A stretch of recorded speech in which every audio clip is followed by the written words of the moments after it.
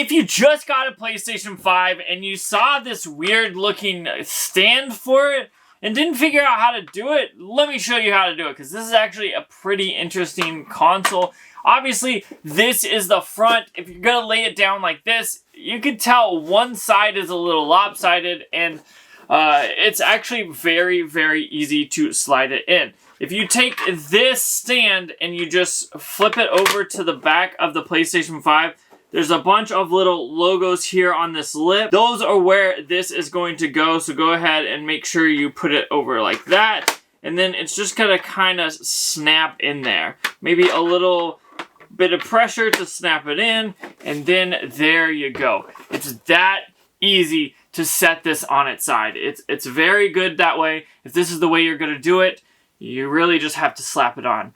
But if you're gonna stand this up vertically, you're gonna have to do some work, which is not actually that hard. This is actually kind of impressive to me. You're gonna go ahead and flip the console over, and at the bottom you will see a little dot right there. You're gonna go ahead and pop that right out, and don't lose this, because you can save it, which is actually pretty ingenious.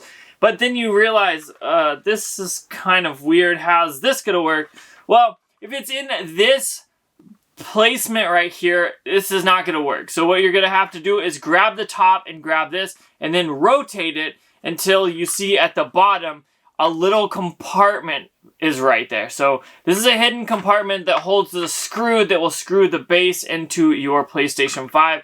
Go ahead and pop that screw right out, and once you do that, there's actually a little hole in there where you're actually going to take that little piece that you took out of your PlayStation 5, and you're just gonna snap it right in there, which is pretty awesome. Now that you've gotten the screw out and you've put that in the hidden compartment, you're just gonna flip your PlayStation around to the back, where you're just gonna slide this on until you can see the hole matching up on the top. And this next part is pretty easy. You're gonna need a flathead screwdriver. You're just gonna push it in there and then screw it on.